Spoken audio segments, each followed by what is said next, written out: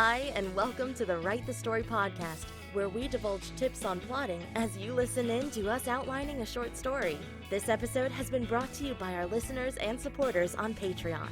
If you want to help bring more podcasts like this one to life, please visit www.patreon.com/amwritingfantasy.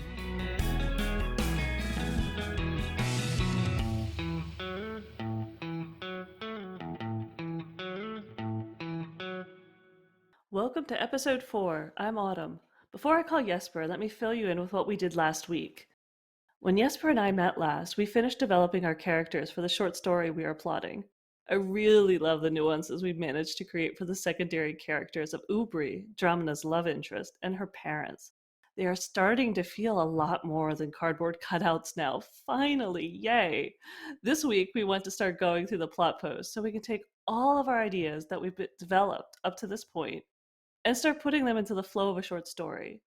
For plot posts, we use the 7 stages of story structure, which are the intro, the inciting incident, the reaction phase, the dark night of the soul or new info, the planning phase, the climax, and the wrap up. Okay, with that, I'm going to call Jesper.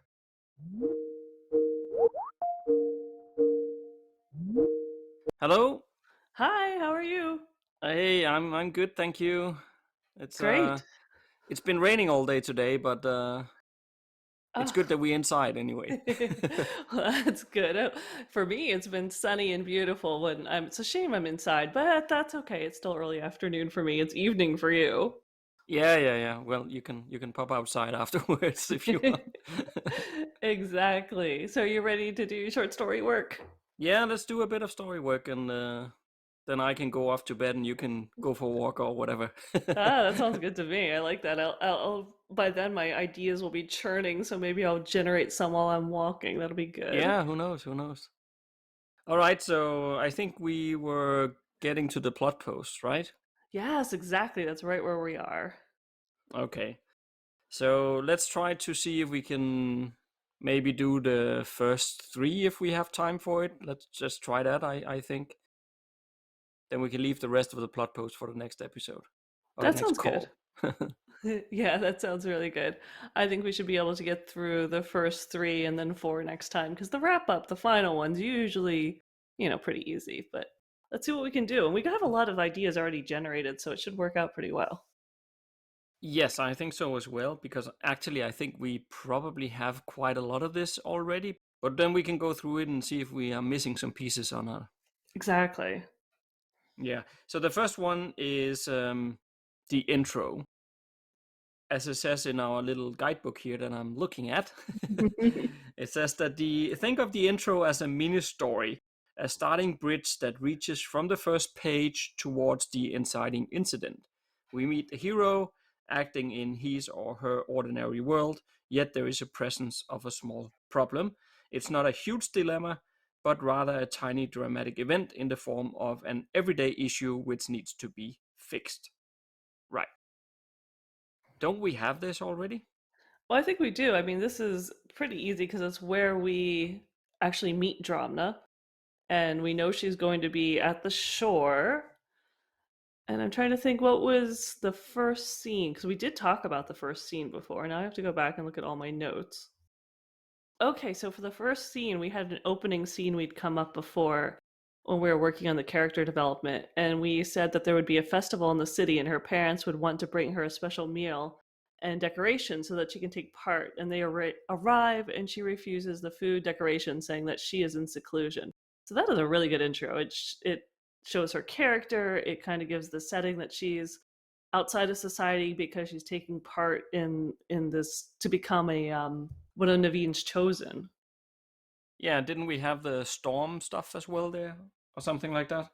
I think we had that for just after this, so I'm not sure. It wouldn't be quite the inciting but it's incident. still before the inciting incident, yeah. Exactly. So that would be like the next part of it. I don't know if we need a bridge between the two or when we'll introduce Ubri. I guess those are really kind of the parts that are missing.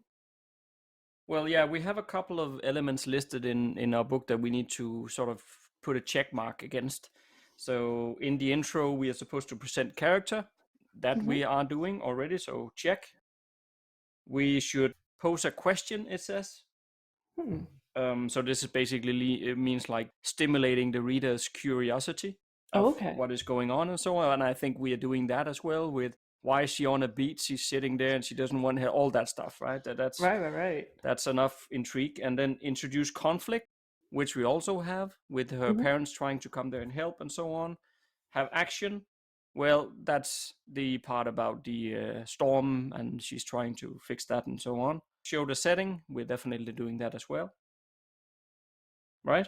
Yeah, I think so. I guess I'm trying to think from a writing standpoint. I think we're checking all the boxes, but we have them coming to give her gifts.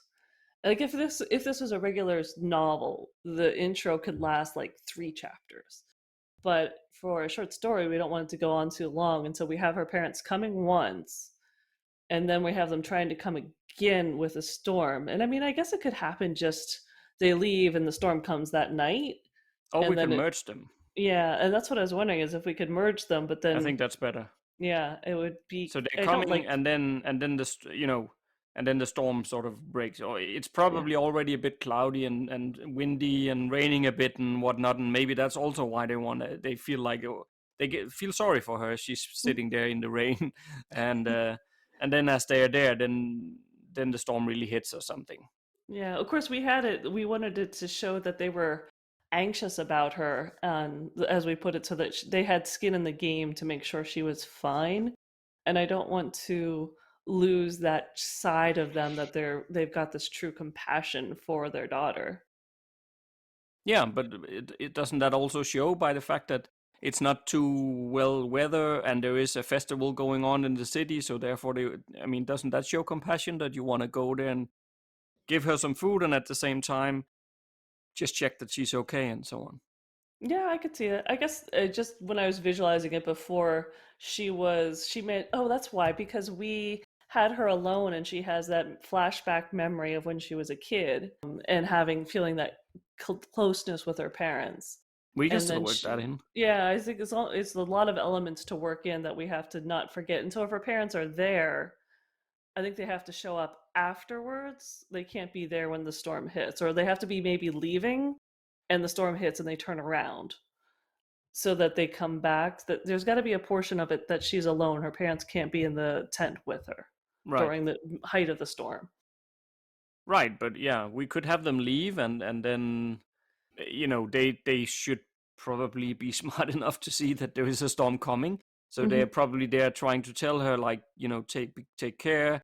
We have to leave now before the storm hits. But then it just arrives sooner than they thought, and then they have to come back to her or something. Yeah, and that it's worse than they thought, and so they come rushing Yeah, back saying, "Are you fine?" And it turns out she is fine. So I think that would work, and that kind of keeps it all in one extended scene, which works a lot better with a short story. I think if it was a novel, I would happily have them leave. I'd have Ubri show up. I'd have her going off with her friends, and then I'd have this scene with the storm in the third chapter. yeah, I But agree. we're I trying agree. not to It's make gonna this. it's gonna take up too much space. Yeah, if we have to merge some of that stuff. I agree. Exactly. So I think that'll work really good. So we'll have them come, they'll spend some time, show they're caring, leave, storm will hit, they'll come back, rushing back to see if she's okay, and she'll be like, "Yep, fine, cool." And that'll be the intro. Okay. Okay, should we move on to the inciting incident then? Yeah, I know we had a couple ideas. Well, actually, we know what this one is, but I'm also wondering, I guess this is when we're going to introduce Ubri since he's sort of a part of it, because this is when there's the funeral and the sea dragons, Naveen's children. Yeah, let me just see what we wrote in our guidebook here and then see if we are on track here.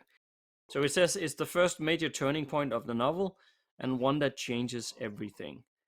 Up until this point, the protagonist has been busy dealing with the mini story in the intro, but he or she is now going to cross a threshold where the hero's normal world will come to an abrupt halt. The change is caused by the resolution of the intro's smaller problems, catapulting the character into the inciting incidents. It's entirely on purpose that we've set it up so that the inciting incident comes as a direct consequence of the character's previous actions. The inciting incident shouldn't be a random event that just happens to the character. Instead, there is agency involved. this makes for a much stronger inciting incident than one where the protagonist is inadvertently victim of the plot. So that's All what we right. said. I like that.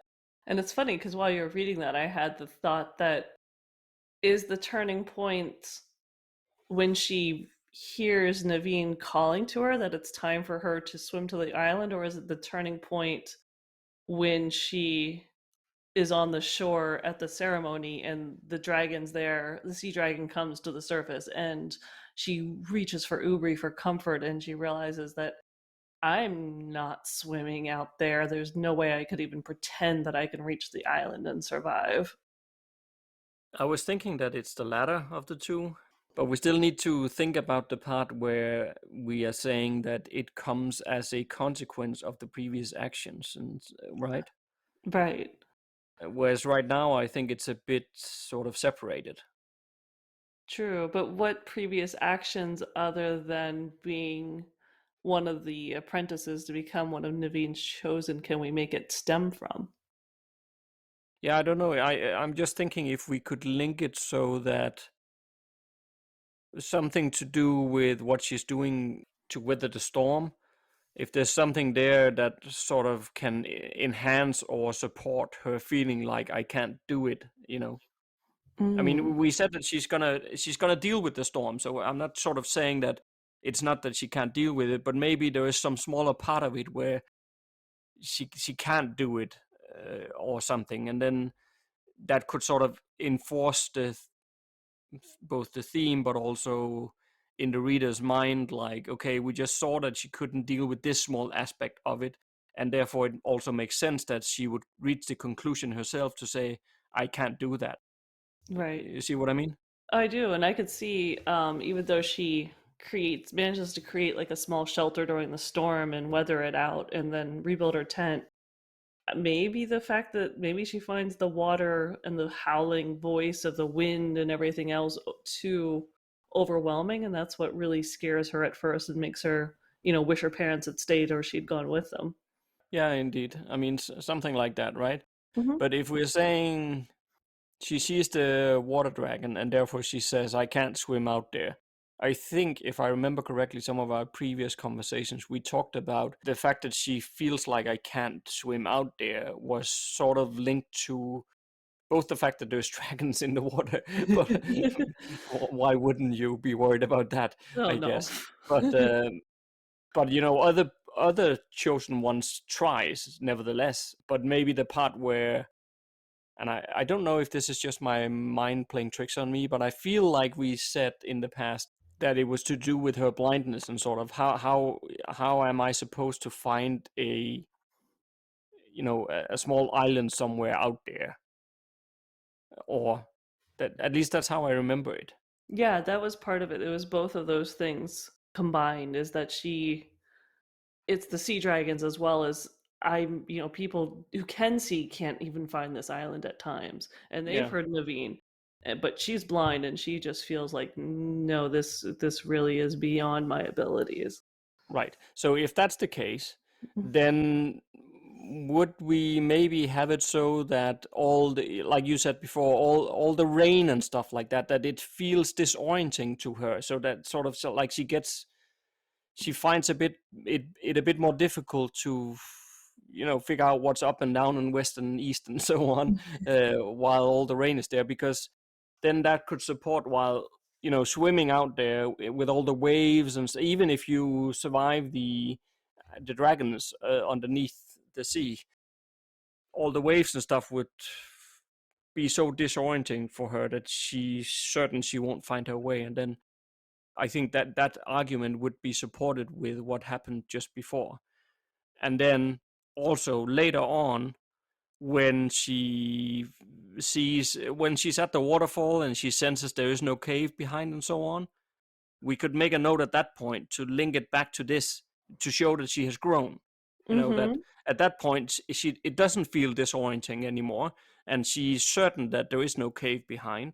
So we don't need to sort of slam the readers in the or bang them over the head with it, but just mentioning it in one way or another does show that she has evolved, or she's become better or stronger or whatever word you want to put with it. Yes, I like that, and I especially like that her fears and her growth are shown through water, which are so important for the elves in our world. So it really kind of grounds that into the character and the world, which is a fantastic introduction to their society as well. Yeah, I think so. Yeah, so I think that will work well.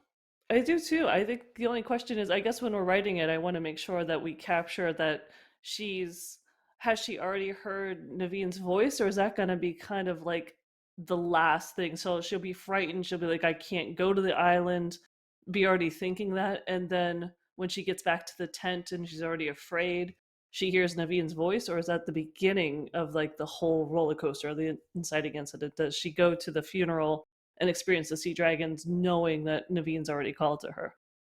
No, I like that you said that. I think it has. I think it'll have a lot more impact if we put it at the end that she I think has so all too. this struggle. Like, oh my God, if I was ever called to this, this is gonna. I will never make it. I don't want to do that. Da da di da. It comes back. Boom. Then she's called. Yeah, You know. she's like, but thank goodness it won't happen to me. Yes. And yeah, she gets Yes. back to the tent and it's like, and she hears Naveen's voice and she's like, no. Yes. Exactly. That will work really well, I think. Awesome. Great. All right. That moves us into the reaction phase.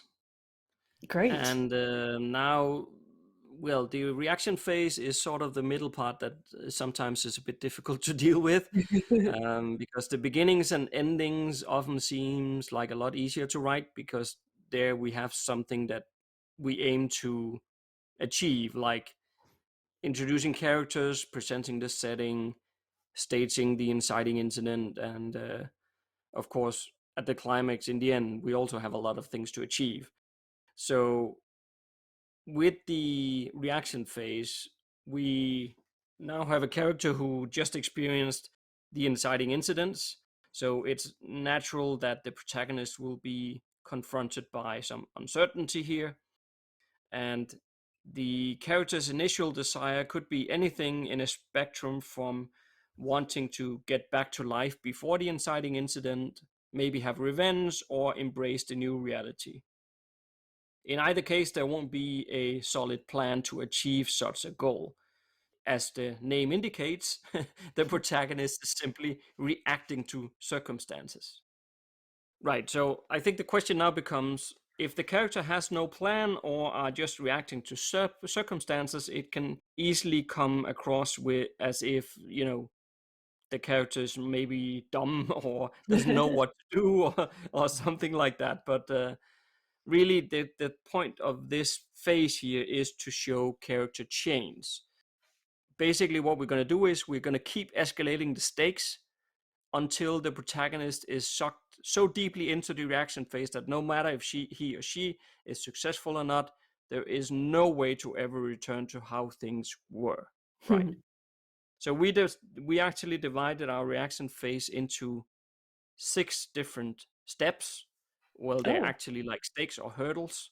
okay. So we basically, you could say, like, this plot post is like a long list of hurdles. Well, that works. Well, I know there's lulls between the hurdles too, but okay, that's a good place, a good way to look at it. Yeah, I think we have another section later on about lulls and introducing those. But right now, I think we just need to develop the escalating tension and hurdles here. Okay. Well, that works. And I know we've talked about a little bit because we do know we want Dramna, her first reaction after hearing Naveen's voice. We mentioned that she will probably ponder very quickly, like, oh, can I just pretend like this never happened? No one will know. But then she's a pretty upstanding young woman that she will say, well, Naveen will know. And there's no hiding from the fact that the goddess will know that she called her and she's just basically disobeying. And you don't want to piss off the goddess of your people, especially when she's a giant underwater sea dragon. Yeah, I think that goes well with what our book says as well, because it says that step 1 is where the protagonist is feeling insecure and is driven by an emotional, perhaps even irrational desire to basically avoid what happened or reverse the inciting incident, right? Which is not going to happen. So that's basically what you just said. Well, perfect. Well, at least we've been on the right track. Our instincts must be pretty good. Lucky us. Okay, so that's a great beginning to the reaction phase, and I think it's totally believable. Is like, oh no, no, no, I didn't hear that. I'm just imagining things, and maybe she hears it again. But however we write it, it's the slow realization that the goddess did call for her, and you can't just wish that away like you're a little 5-year old and you close your eyes and it makes you invisible. It just doesn't work that way. No, exactly, yeah. So if we move on to step number 2, this is basically also like an escalating stake, but then again, it's not really. And what I mean by that is that this is one of the ones where we are allowed to give her a small win or a small Hmm. success, but we are still to show that she doesn't have the knowledge or the skills yet to achieve what you want to do. So basically, this one should come from either luck or friends helping to get to this success, right? So we could, I guess, use Ubri maybe here. Yeah, well, we haven't put in the fact where he mentions to her teasingly or as an act of comfort. We haven't decided how, but he's the one who mentions that there's this cave with healing water behind the waterfall that's in Winter Keep. So he's going to put the idea in her head, even though she's going to eventually latch onto it and go there. But at first we had said that she was going to be like, yeah, yeah, it's just a kid's tale, and Ubri's going to be like, haha, too bad this isn't, I don't know if he's going to say it as like, oh, isn't this too bad that this isn't real? It could really help you right now. He's going to comfort her somehow. Yeah, and you could say her win. Well, that is her win in many ways. I mean, it's of course it's like a coping mechanism, right? But it is a win in her mind in the sense that she takes herself out of the situation she doesn't want to be in. And so what's the win, that she is getting comfort from Ubri, or that she's going to pack her bags and She start sees a heading to Winter solution Keep? all of a sudden, right? That's her Oh, win. okay, so that's her win, is Ubri's suggestion that she's going to at first kind of pretend like, yeah, yeah, it's a kid's tale, but then as soon as he's gone, be like, I'm gonna go there. Yeah, indeed. Yeah, I think. Yeah, honestly, I think we already have this one. I don't think we need to artificially find something else because this one suits the story and it's where we want to go with it. Yeah, definitely. We want to show that relationship and that his suggestion and sort of spawn her to go that way. I mean, she's got to have that mechanism to make her leave. Yes, indeed. All right. It's good that we have a guidebook here and your memory because I remembered lulls as coming much later, but it's actually here. Oh, yeah, that's great. Yeah. Step 3 of the reaction phase is to incorporate a lull. So Oh, this also gives you an excellent excuse to go in even deeper, it says. Basically, where we're at now is that we are going to use this lull to sort of explore her motivation, or her sort of getting to have the first kind of thoughts that change is perhaps needed. The way that she looks at the world, it's not necessarily the best way. So this is not her concluding anything, but this is where we sort of plant the first couple of seeds that will eventually be where that she reaches a conclusion later on in the story. But this is where she has the first thought about, maybe my way of thinking about things are wrong, that oh, kind of way. interesting. Certainly a couple ways we can go with that. Do you have one in mind? Because I mean, we have her way of thinking. She wants that she has no place and that she must do things independently, or she can't rely on her family to help her. I mean, those are all potential things that we can have her changing. And I guess we have to decide, is this a lull that happens while she's still on the shore, or is she trying to I steal a think she has horse and, left. yeah, I was gonna say, she's trying to steal a horse or something and ride to Winter Keep and have it on the road.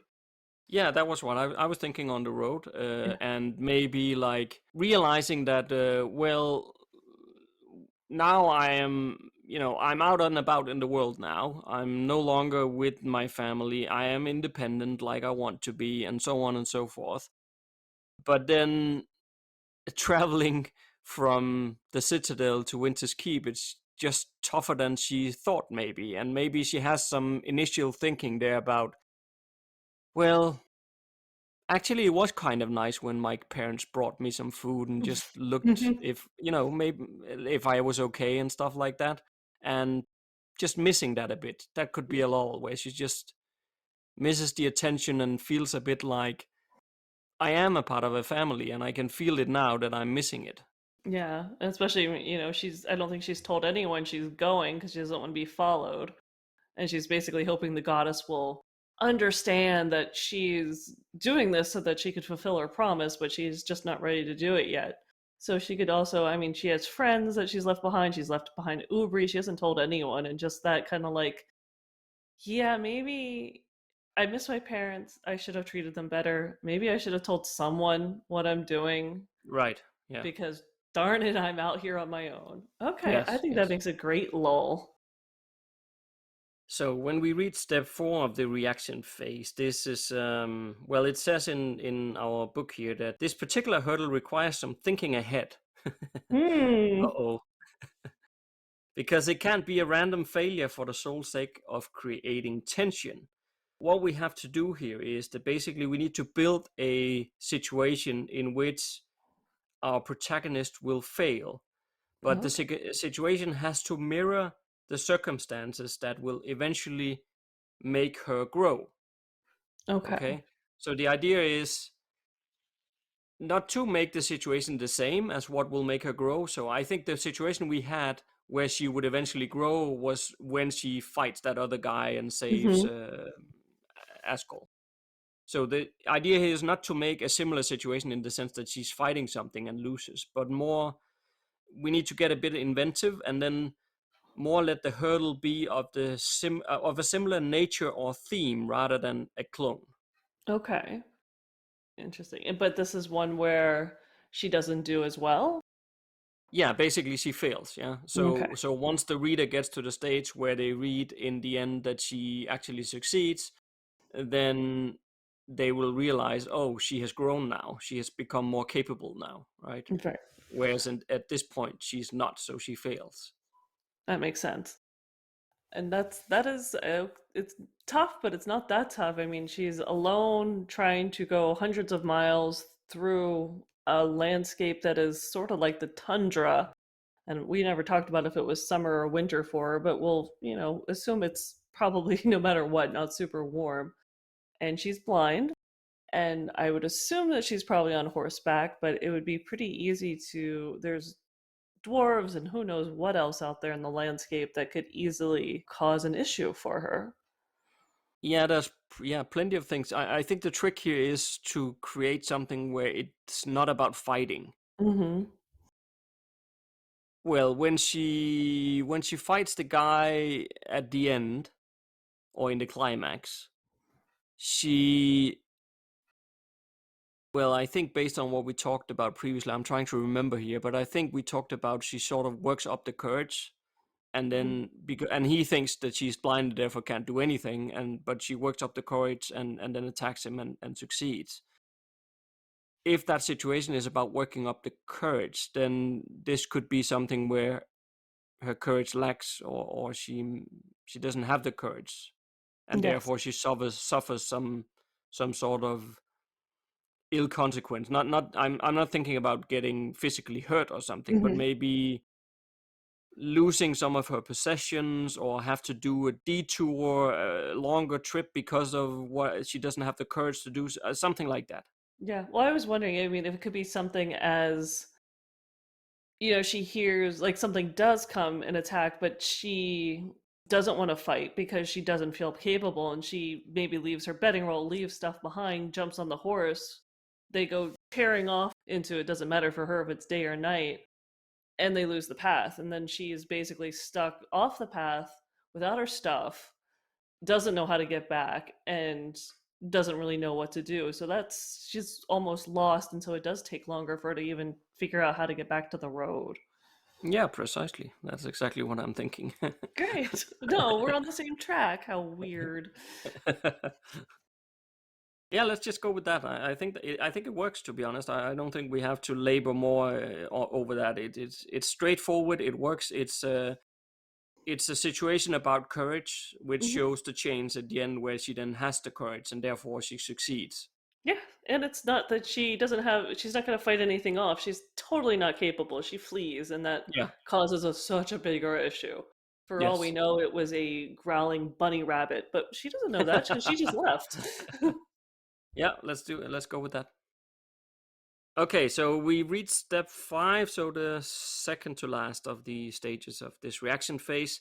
And now we are back in a lull again. So this is basically about recovery. The character will be emotional scarred and they will sort of need to recuperate, which makes perfect sense to what we just decided. Yes. Then our guidebook says reading about someone who is feeling sorry for themselves, being tended to by others, or is crawling back out of the mud is and of itself not very exciting. You'll need to include a revelation. So that, and then Mm. it says it can mean many things. It could be a major twist, it could be a subtle piece of information, but something that gives the reader further insight and understanding of the story. Okay, well that'll be good. So yeah, she definitely we've gotten this poor girl fleeing from the call of a goddess. Now she's lost alone in the tundra and can't find the road and is blind. So I could see she might need some recovery and maybe a revelation about something. Maybe, I mean, she doesn't get a big win, but she needs something at this point. I guess it really comes down to what kind of revelation we want her to have, because I mean, we've already kind of uncovered, she has this belief that she is incapable. We have her early on not believing in herself, that she has this deep belief that she's not capable, even though she's just traveled this distance. And now she's gotten herself lost, so she's going to be hard on herself. But again, she needs to take a break. She needs to get herself oriented. She needs to get back to the road. So there's got to be a small win here. It could just be as easy as that she's capable of taking stock of what she has. She's got to like feel through her saddlebag, see what is actually on the horse. When you're riding with a horse, there's usually a saddle blanket. So she does have a blanket with her, just kind of like, okay, what do I have? And actually managing to do that. But I don't know if it's much of a revelation other that we haven't had before, that okay, it's another notch where like, look, you're doing it. You are capable. Yeah, no, I agree with what you say, but I still don't think it sort of hits the head of the nail here, or whatever you say. Um, because could it be something to do with Niveen in one way or another? Could there be something there that we could just Hmm. to bring it in a bit again here? Because she's sort of just running away from it, and then, but it's not gone, and Right. I'm just wondering if there's anything we could, or she could do a prayer, or Oh, that'd be kind of I don't nice know. if she, especially since they're supposed to go to water like at least once a day, Yes. and if she does realize, like, reach out for help from even Naveen, because that's the only entity within reach at the moment, and Naveen isn't mean to her or does give her a little bit of guidance back to the Yeah. road. Yeah, or I mean, among her possessions, there would be the small, like, I don't remember if in the world building if we called it a washing ball or something, but they have a small ball which they Hmm. fill with water once a day, like you say. Hmm. So if that was in her possession, she's now lost that, Oh right? And yeah. then realizing that she's lost that, she left it behind, she have no clue how to get back to it. She could, maybe panic a bit, and then she finds some bark off a tree or something that is a bit hollow, or whatever, melts some snow in it so that it becomes to water, and then she does her praying. And then maybe we could have some revelation there. But I'm just thinking if the revelation could be linked to something that she realizes rather than Naveen. What if Naveen doesn't respond to her? Because wouldn't the reader expect that, well, okay, so she responds to Naveen, so Naveen will respond or something? Hmm. That, I think that's what the reader would expect. So if we make that not happen, so that Naveen does not respond to her, that would make, maybe we could use that to get to some sort of revelation or her realizing something. I don't quite know what here, so I'm spitballing a bit, but I just feel a need to do the opposite of what the reader would expect. Right, which is Naveen, saying, at least being irritated, hey, you're supposed to be coming to me, not Correct. just completely Correct. ignoring her. Yes. But yeah, I guess it's the point of, what would that make you what revelation would the goddess ignoring her make her realize, other than she truly is on her own, but that she's still doing it? I don't know. Well, the fact that the goddess doesn't reply to her, could that make her question, like, what does that mean? Does it mean that I've fallen out of grace now, Mm. and you know, am I cursed now? Why is the goddess not responding? She was just talking to me, calling me that I was one of the chosen ones, and now I get no response. I could see that. That would certainly, because I know we're leading up to like the next turning point, and so that would definitely cut her pretty deep to go from, I was supposed to be one of the chosen ones. I'm just too frightened. I'm trying to get back on the path to do that, and now you're ignoring me. I'm not even worthy anymore. And you don't want to be cursed by a dragon goddess. That wouldn't be fun. Preferably not. No. No, no, that would not be fun. But I think at the same time, the step 5 here is, it's sort of, in our guidebook, it's sort of mentioned as as a positive, Mm-hmm. that there is a positive outcome. So if we just leave her at like feeling worried that now I'm cursed and what happened, then that's not a good outcome. No, it's not. That's what I was but, trying but to. but we could maybe take her through that, like, so Mhm. the first stage is that she's worried about, am I cursed, and so on, and then she realizes or thinks about something like that, so that we end her on a positive.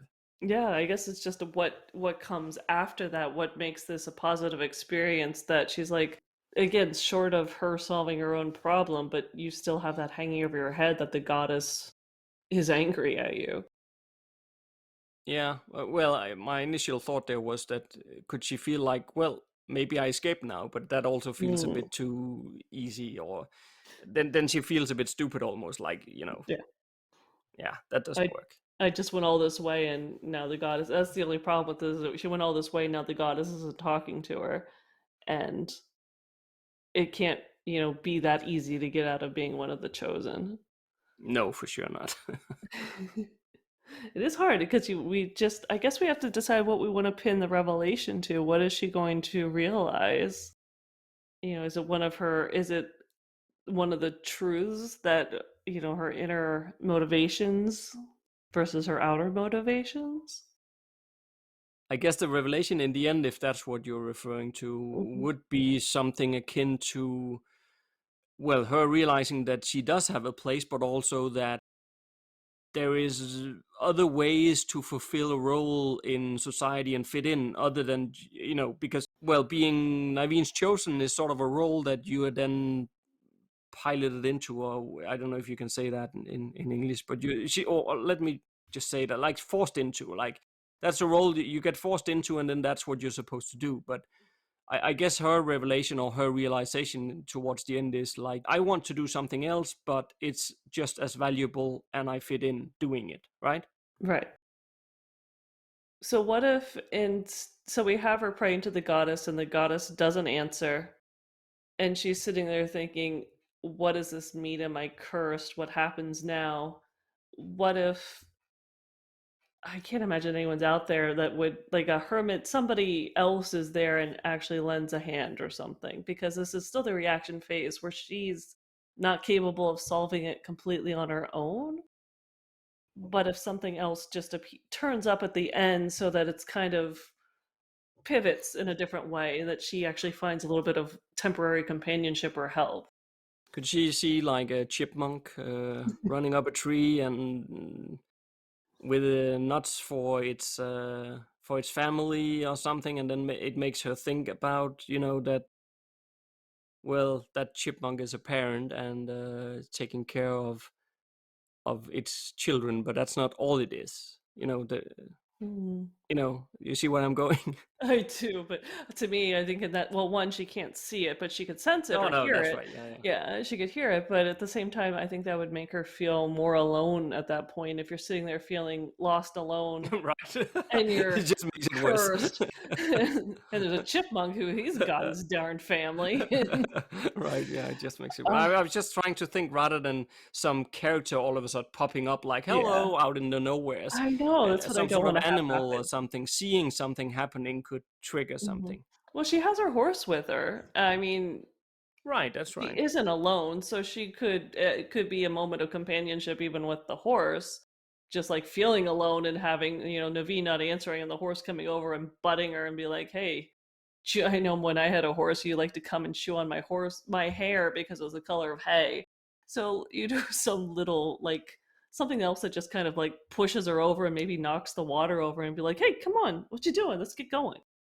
Yeah, this is what you do. You keep going, and I want my food, so let's get Hmm. going. Yeah, yeah, yeah. So she realizes that, hey, I'm not alone. I can rely on this animal with me because I've been relying on him the whole time, and apparently he thinks he knows where he's going. Or just realizing, I have to at least take the horse to the city because it's you know I'm the one guarding it, or Yeah, it's guardian or caretaker or whatever you want to call it. it could But be. It's I don't know, it still feels slightly weak to me. it is a hard one to come up with something that is different. But I do kind of like the way it's going. That she prays to the goddess. The goddess doesn't answer. Yes. She realizes that she's been thinking she's all alone, but this other animal is with her, and Yeah, I like the horse thing. yeah. But what revelation does that make her realize other than, she's taking care of the horse and she has to get it somewhere, but also that she isn't alone? I mean, she is doing it, but she's got a companion in a way, even though it's not something that can talk to her like Ubri could talk to her. Horses are sensitive animals, it might sense her frustration, and then maybe it comes over and sort of puts its head next to hers, or Mhm. something that feel comfortable or comforting to her. And then that might be sort of what makes her think that, well, right now I have a horse, but I do have a family back home. Mhm. And maybe she just starts realizing that I'm sure that they would be just as caring as they've always been. I mean, that would be a realization for her that she hasn't had before. Yeah. To And to especially she's her personality type, we've said she's had a hard time like with those deeper interconnections, just opening it up to say to that moment of like having that moment of comfort of a warm cheek against hers and thinking of her mom maybe who's held her similarly cheek to cheek and being like they must be so worried about me instead of it being about her and her needs and where she's going to suddenly realize and understand her parents' needs and that they must be a wreck. Yeah, indeed, And that's a big indeed. revelation to actually move a step from I to, oh, this is what I've done to my family, Yeah, and I they like must that. be so upset. I Hey, we like got that. Like somewhere. the horse is like, dependent on her.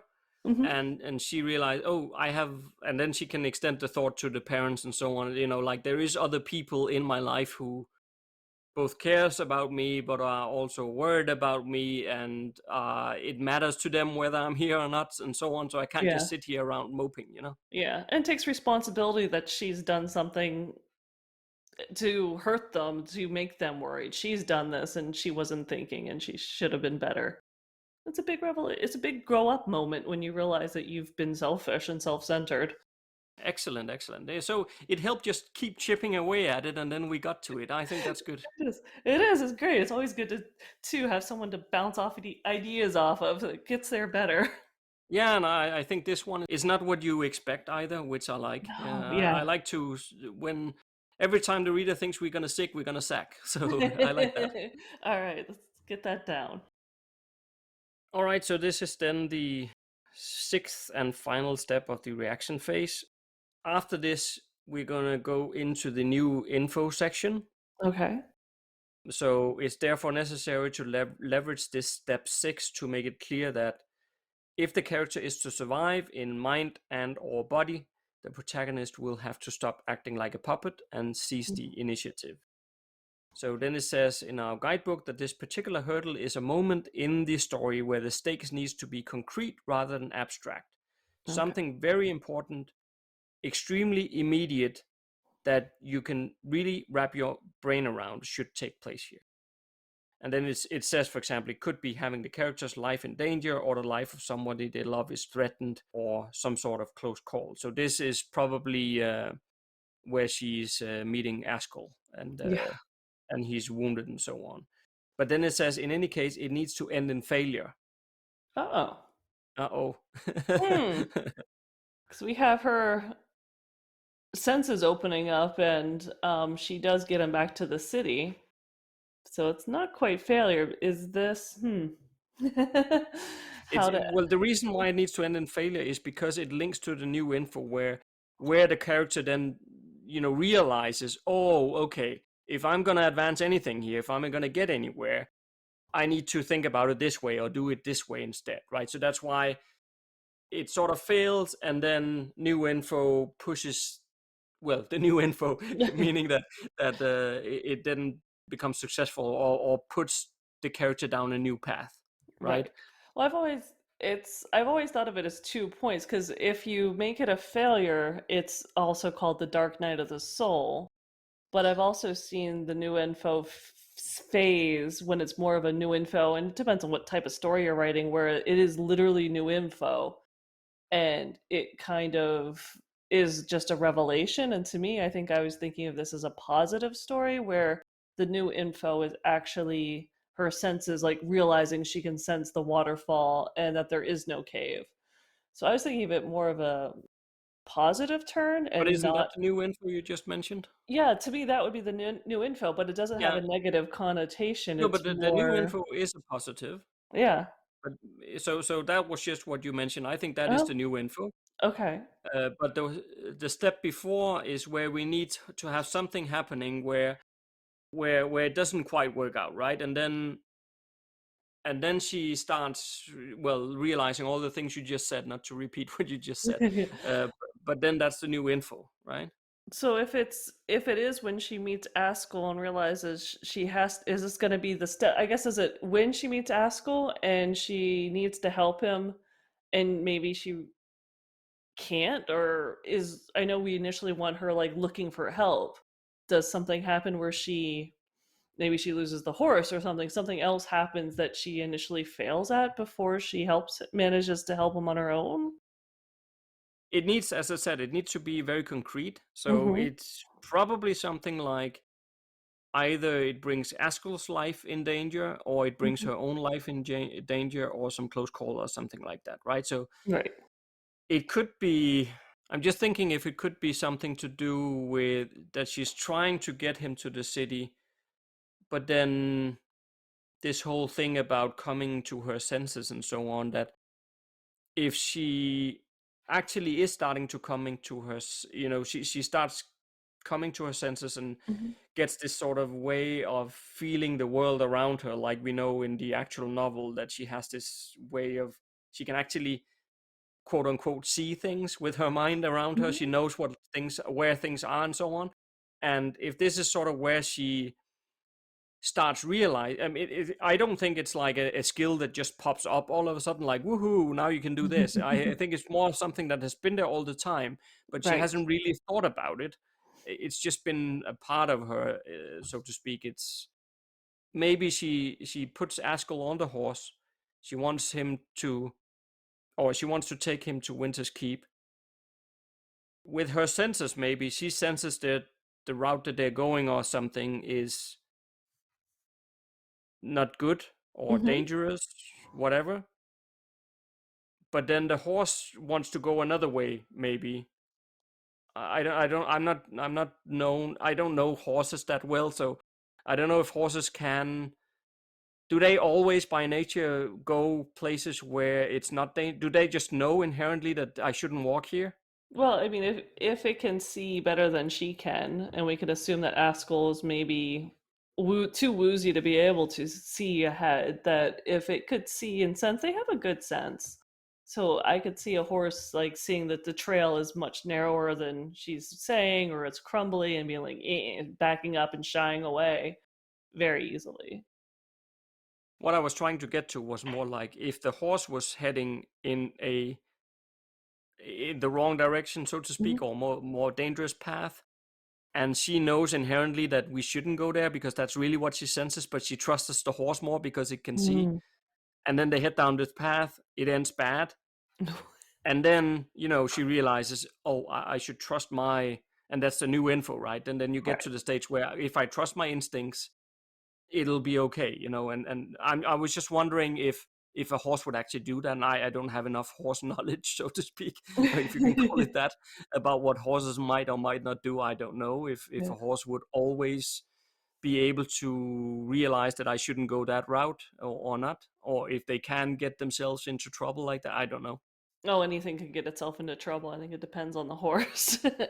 It could, but I'm wondering if we can't somehow incorporate it, because she's there trying to find the cave behind the waterfall, and we had said that she was pretty determined to find it, and maybe that's the failure that we want to look at. I mean, she finds Askell, but at the same time, she still wants to find that, and she doesn't want to give it up. So there could be a moment of choice there that's risking her life, risking his life, and that she could slip or even get herself into a situation that's worse, and that we're going to Right, then you lead mean into a because new she phase. insists going looking for the cave or something? Yeah, because she hasn't quite chosen to give that up yet. So instead of it being after she finds him, it's sort of like right as she finds him and before that she manages to even rescue him.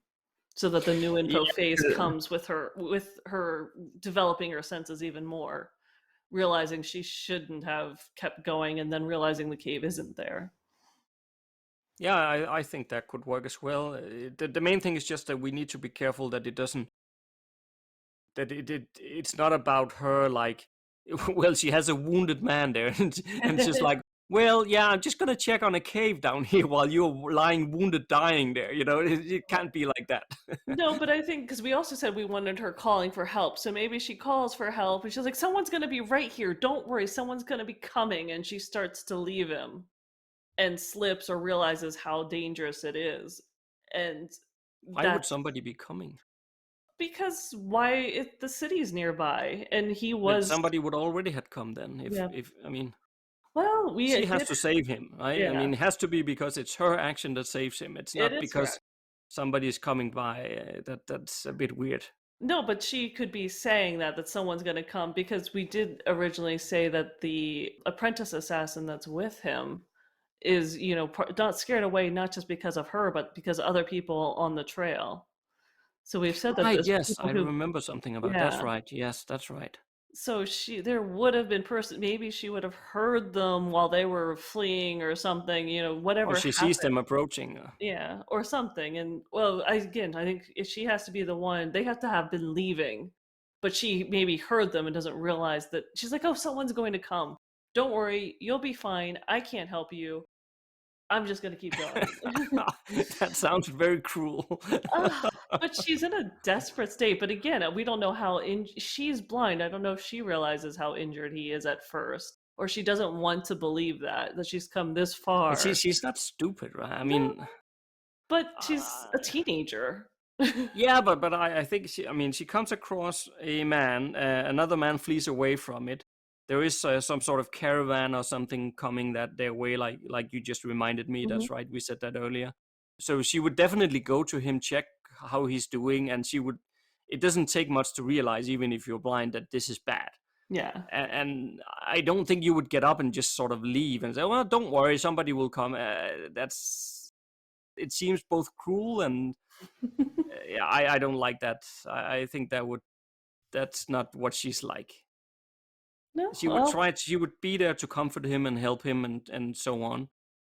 And then maybe this caravan thing comes along, and they are to take him and her to the rest of the way to the city. Now I forgot his name. Winter Keep. Winter Winter's Keep, yeah. Keep. So they're gonna take them both the rest of the way. And as they get going, then maybe that's where she thinks, okay, I can just take a small detour here. I just need to check something and I'll catch up with you guys or something. And then she goes there, goes wrong. Maybe I don't know if she loses the horse or people don't want to read about that, right? But Never hurt the horse with the dog. no, indeed. But maybe it sort of goes wrong and she realizes I shouldn't have done this. She also realizes there is no cave, etc., etc. And then she needs to make her way back to the caravan. That's then where we can turn to the positive, like you were talking about some moments ago. Okay.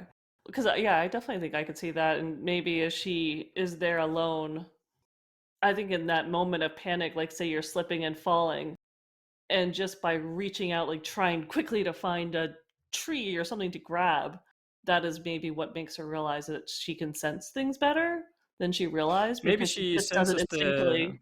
she senses the reins sort of swinging in the wind, Mm-hmm. and she realizes that, and she just grabs onto it, and actually the horse pulls her out.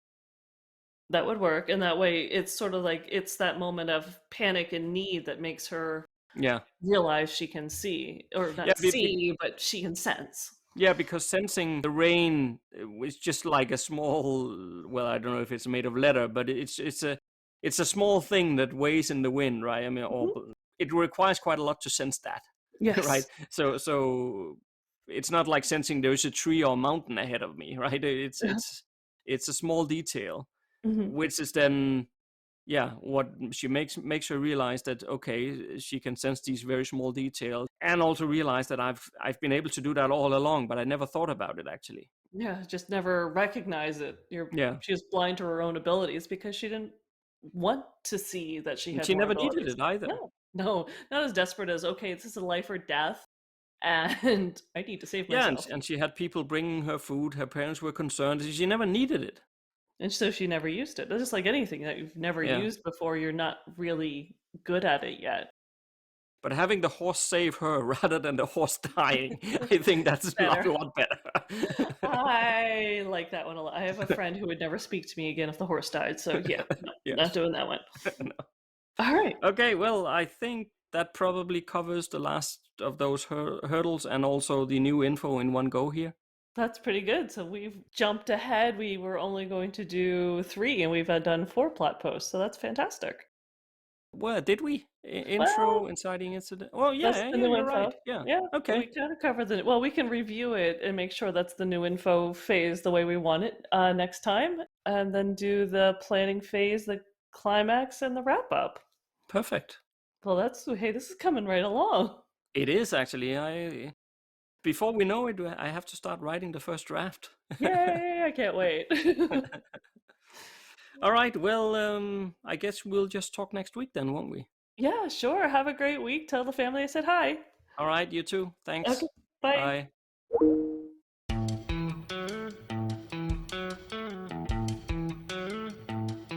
Thank you for listening to Write the Story, a limited series podcast. Please consider to support.